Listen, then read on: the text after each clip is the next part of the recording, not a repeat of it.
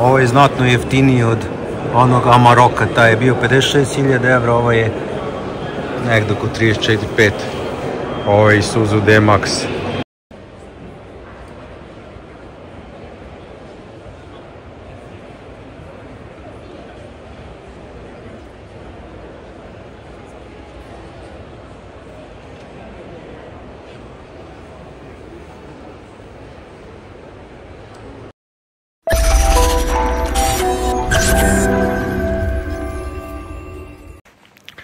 Ustaj mala, zora sviće, nahrani piliće. Pilić će danas izostati, međutim neće izostati neka nova oprema, novi traktori, neki novi trend. Za promjenu danas idemo u Budimpeštu na sajam poljoprivrede, da vidimo koliko su mi zaostali. Pre svega me interesuje koliko sam ja zaostao, tako da nadam se da ćete uživati. Idemo da vidimo. Evo stižemo na malogranični prelaz. Ovdje je manje gužva, zato smo ovdje došli. Tako da tu kad imate srpsko ili mađarsko državljanstvo onda možete ovdje doći. Tako da ovdje ćemo brzo proći pa idemo dalje.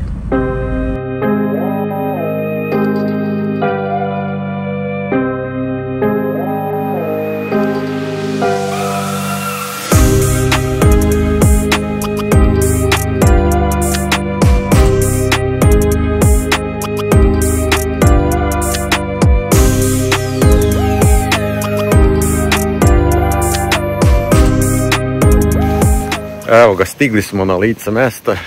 Od 2,5 sata je bio put, ništa strašno, tako da nije bilo gužve nigde. Ništa, nije još počeo, nema još 9 sati, ali uskoro počinje, tako da uživajte.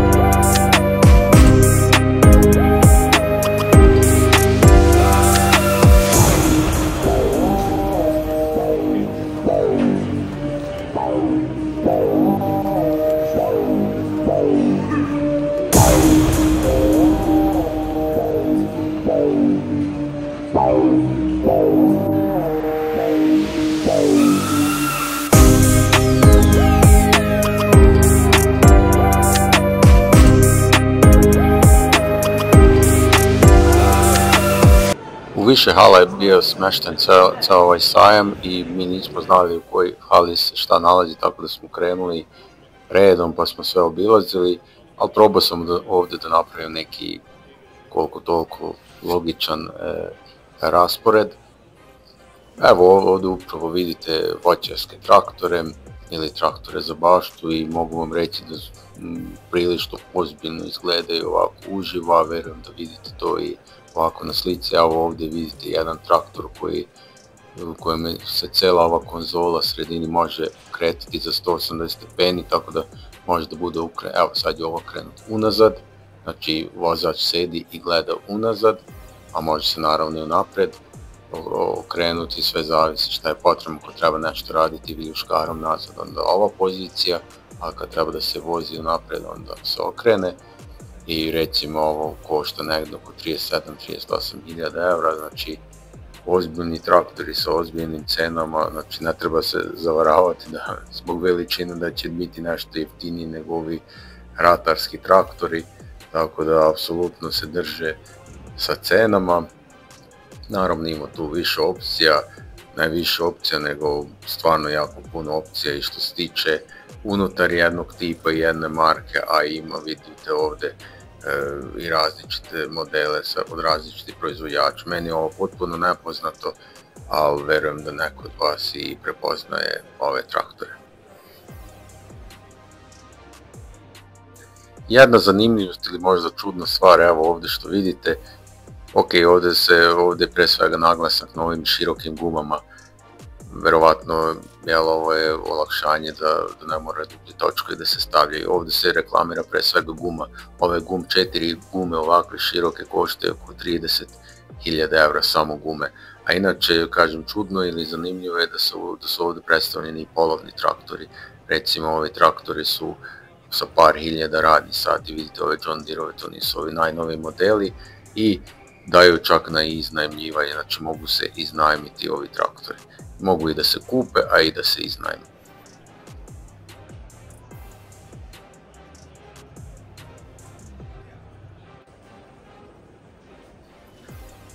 Prelazimo sad na sejalice, evo, možda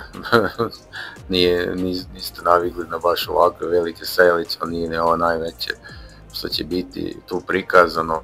Znači ovo je neki finski proizvođač Multiva. Znači to su neke ogromne sejalice koje rade više operacija odjednom i uglavnom su namenjeni za onako min-till ili no-till setvu, znači bez prethodne obrade setva ili sama mašina, sama sejalica vrši tu prethodnu obradu. Znači ove mašine su sve nešto 2 u 1, 3 u 1, 4 u 1, evo gledajte ovu veliku grdosiju, znači ova ima tanjire ispred, može da istanjira zemlju, pripremi, zaseje, a pre setve baci još i đubrivo i možda još i neke starter granulate ili čak i neko tečno đubrivo može da baci unaprijed, znači više operacija odjednom može da uradi.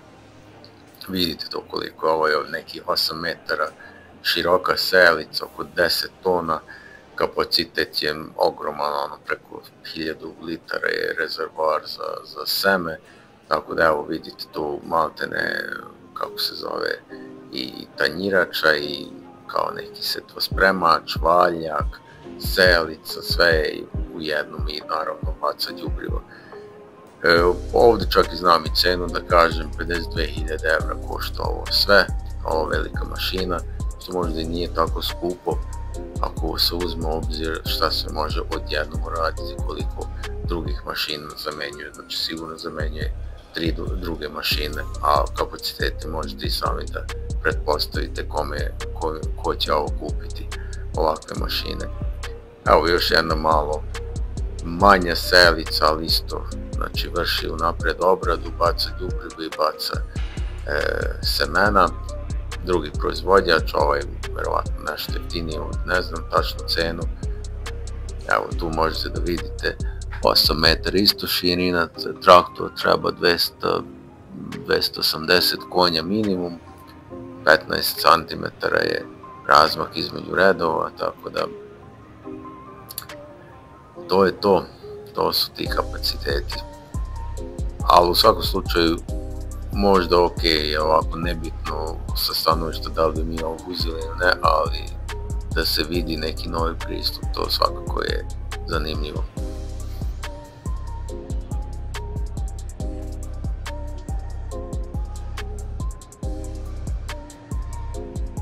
Prelazimo na kukuruzne sejalice, evo Vedeštat, šestoredni, razmak između redova 45 do 80 cm, traktor potrebom jači od 120 konja, ako se dobro vidi 70 litara je rezervoar.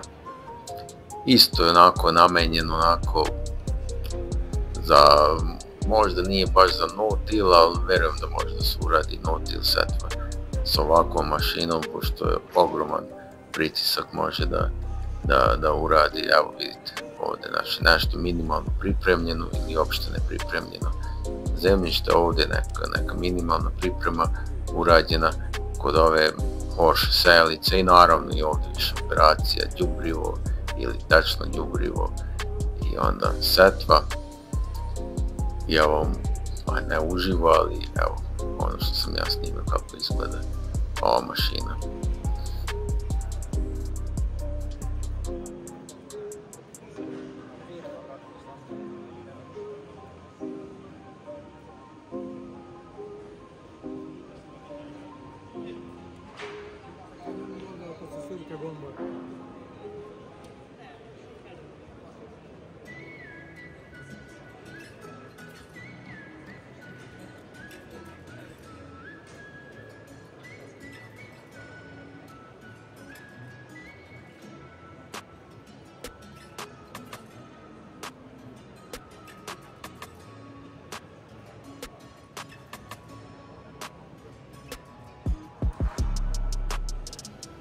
I evo, jedna zanimljivost, još jedna zanimljivost, evo da vidite kako rade ove još komplikovanije kukuruzne sejalice.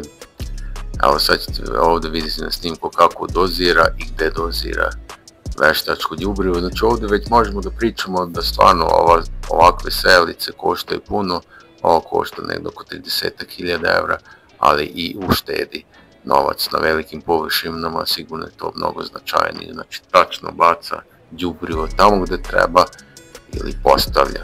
Mi bacamo đubrivo, jel tako, mi mali proizvođači, ovi veliki koji imaju uslove da uštede, oni tačno stavljaju gdje treba i posle vidite i seme gdje dolazi. Tako da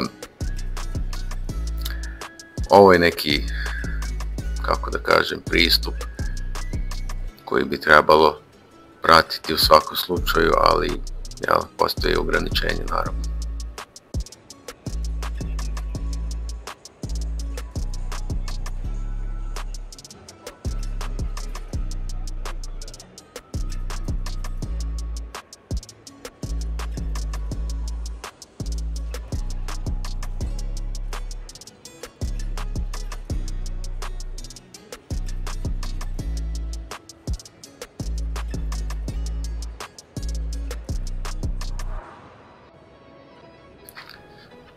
I onda nešto netipično za moj kanal, evo neki automobili, naravno, ok, vezano ipak za poljoprivredu, koliko toliko, to su pick-upovi, 2 pick-upa ću vam ovdje pokazati, evo ga ovaj Amarok, ovo forintima tu piše ceni, to kad pretvorite treba da delite sa 410 i dobijete neki 56.000 eura, košta ovaj Volkswagen Amarok, ok, 3000 kubika, V6 motor, ali meni je to jako puno. Sad logično pokušavam da razmislim, 56.000 koštaju ovakvi, što bi rekli, kompletni automobili zatvoreni sa svim sedištima i sve to, ok, imaju ovaj sva sedišta za 5 mjesta, ali ta zadnja klupa je jako mala, tako da ne razumem zašto košta ovaj auto ovoliko, ali u svakom slučaju, jel tako, shvatam da ko kupuje ovakve automobile baš ga i ne interesuje dalje 35, 40 ili 50.000 eura.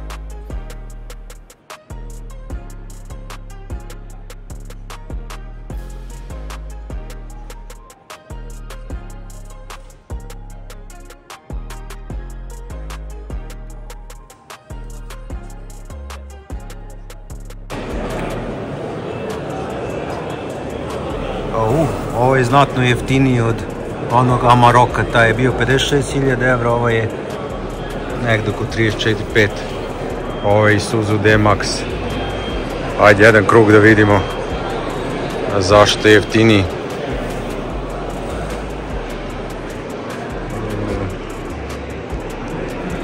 Za sad ne vidim. Mesta malte ne isto. Isto slame možda stane koji kod Amaroka. Pa ne znam, ok, ovo je 1.9 dizel, turbo dizel, onaj Amarok je bio 3.0 V6. Tako da, ne znam.